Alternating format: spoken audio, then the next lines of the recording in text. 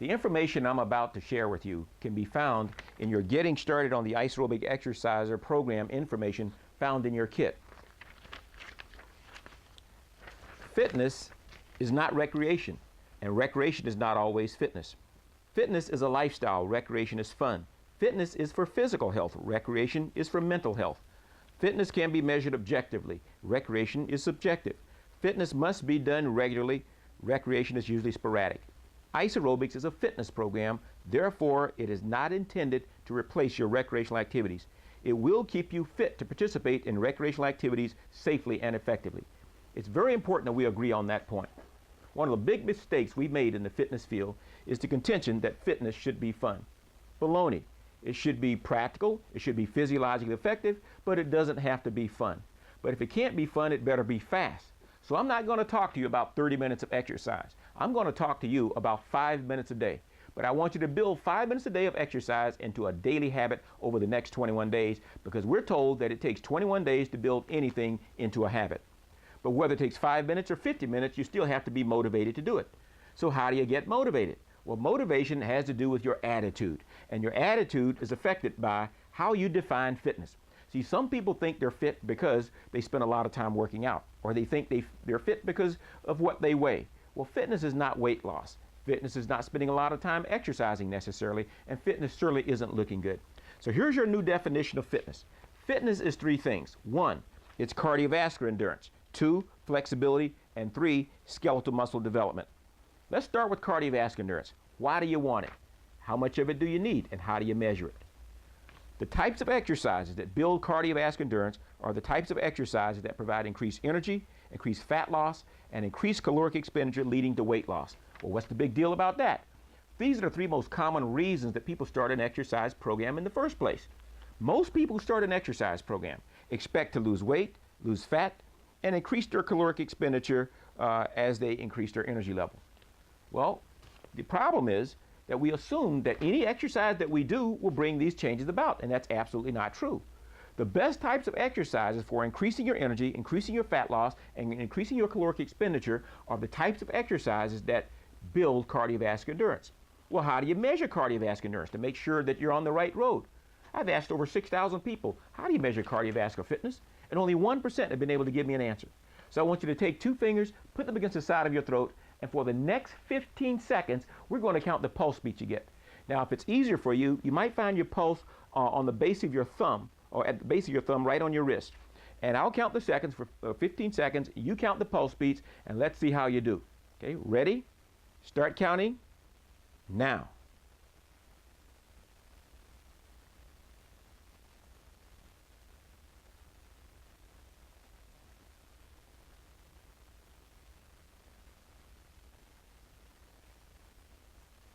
Stop.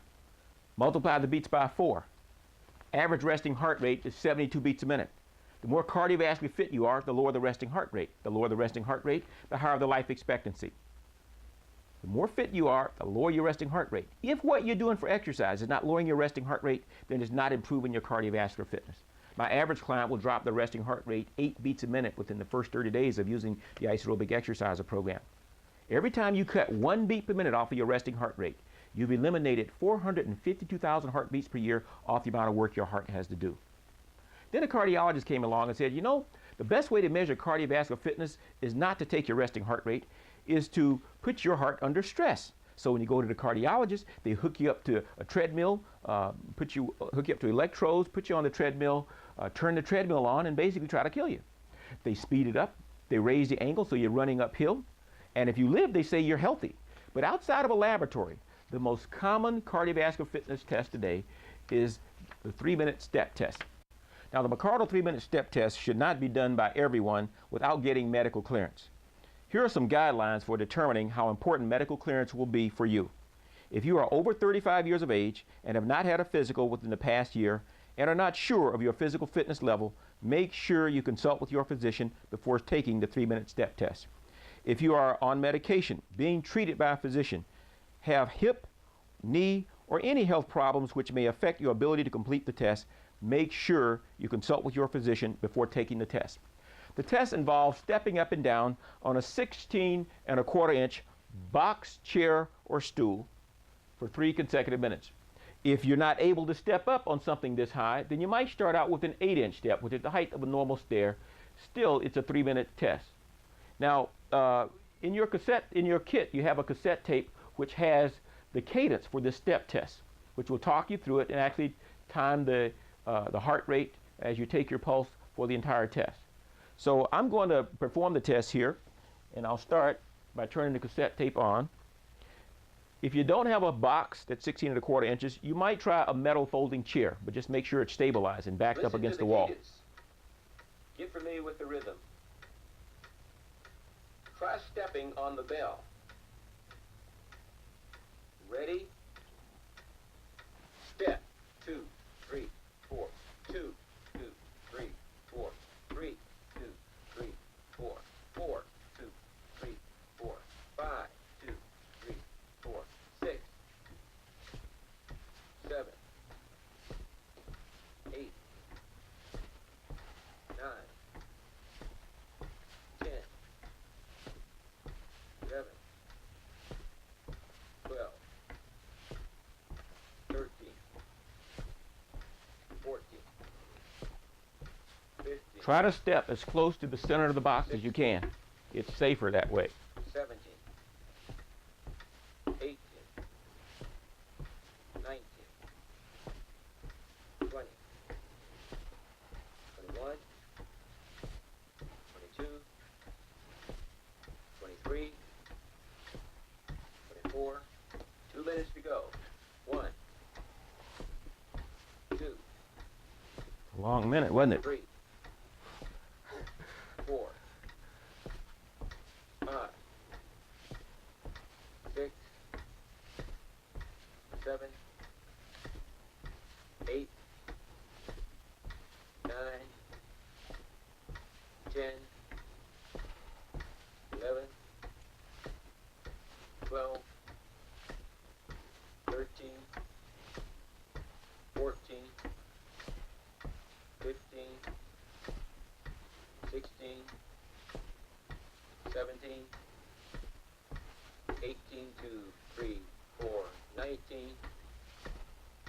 20, 21, 22, 23, 24. 1 minute to go. Keep stepping. 1, 2, 3, 4, 2, 2, 3, 4, 3, 2, 3, 4, 4, 5, 6. If you get dizzy, stop. 7, 8, 9, 10, 11, 12, 13, 14, 15, 16, 17, 18, 19, 20, 21, 22, 23, 24, and stop. Find your pulse. You have 5 seconds to find your pulse. You ready? Start counting the pulse beats now.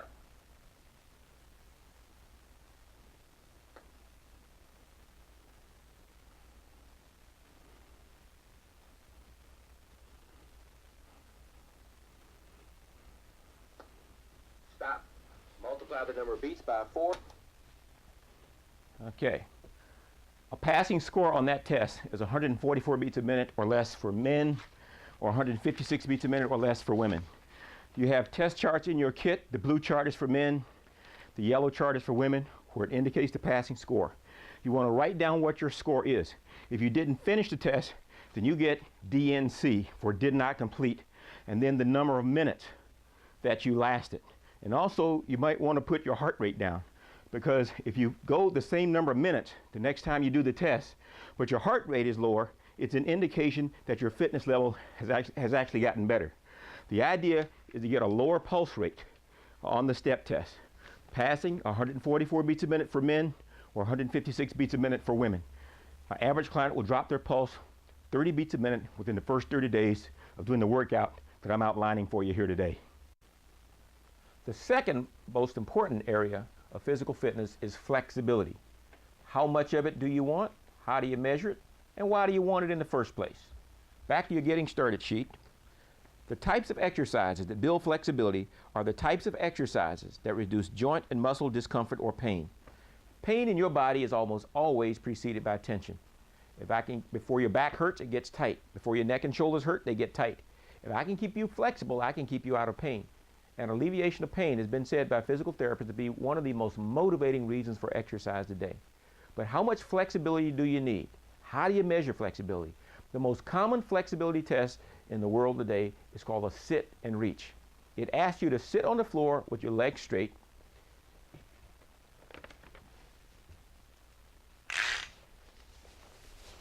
Get a tape measure.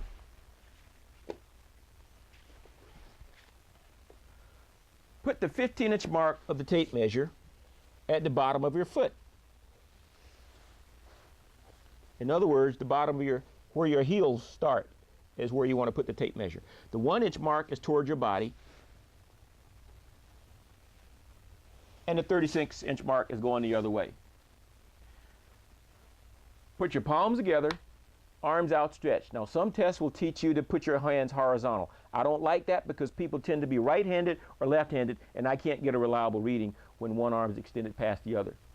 But put the palms together so the fingertips are together, body straight up, and don't reach down. You'll get a better score and it's safer on your back if you'll keep the body up. Reach straight out without bouncing, and I want you to hold for at least 2 seconds. You should be able to reach to at least the 20-inch mark for men. This is on your test chart. Passing score for men, 20 inches. Passing score for women, 22 inches. But you want to hold it for at least 2 seconds.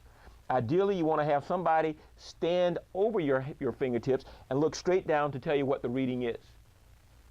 Now, if you don't have someone to give you that reading, then measure off 5 inches from the wall, because if the tape measure is if the 15-inch mark is at your heels and you're reaching to the 20-inch mark, then for men, you're reaching literally 5 inches past your toes.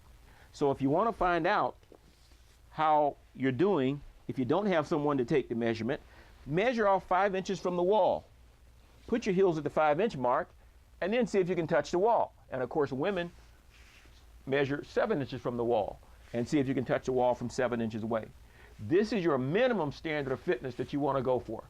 75% of you will fail this test. The average male can't touch his toes. In other words, he can't touch the 15-inch mark. He can only reach to the 14-inch mark. The average woman, first time out, can reach to the 17-inch mark, but she's still 5 inches away from passing. But my average client will pass this test, will increase their score by 5 inches and pass this test within 30 days. Now here's the question. What types of exercises do you do to improve flexibility? Stretching, right? Wrong.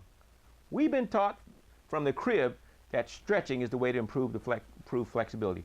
But I've learned that most people who have flexibility problems, most people who don't do well on the toe touch test, have a muscle imbalance, and that's a strength problem.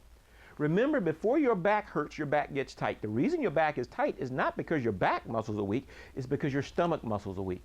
At the University of Arkansas, Dr. Barry Brown did studies and found that if you have at least 45 pounds of abdominal strength, there's virtually no chronic back pain. If you're under 5 pounds of abdominal strength, there's a 95% rate of chronic back pain. So strengthen the abdominal wall, and the lower back muscles get to take a vacation. They get to stretch. The same thing seems to be true with the hamstring quadricep.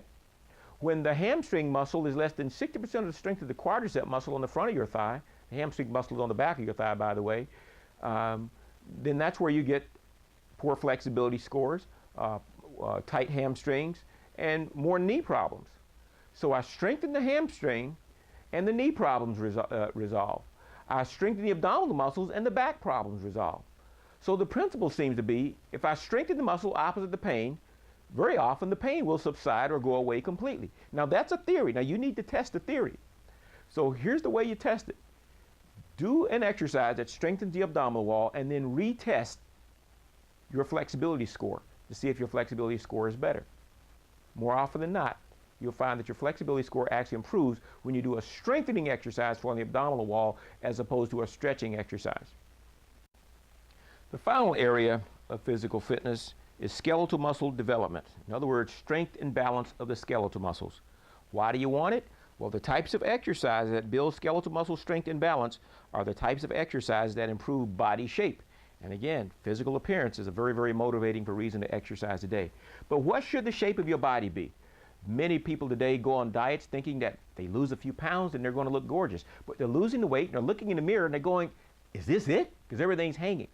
You want to keep track of your body shape. If you're losing inches but you're not losing pounds, that means you're losing fat, and that's a good thing. So what should your body shape be? Well, a lady at the University of Oregon did her doctoral thesis on the ideal shape of a woman's body. She said a woman should measure the size of her wrist in front of the bone using a tape measure. Right here. We take the measurement. The size of a woman's wrist is the indication of what her body shape should be. A woman's chest ideally should be 6 times the size of her wrist. A woman's waistline should be 4.5 times the size of her wrist, and her hips should be 6 times the size of her wrist. This information is found on page 77 in your instruction manual. So a woman with a 6-inch wrist, her ideal shape, 36, 27, 36. Now then it also shows thighs, calves, ankles, and on page 76 it shows how this formula was actually developed.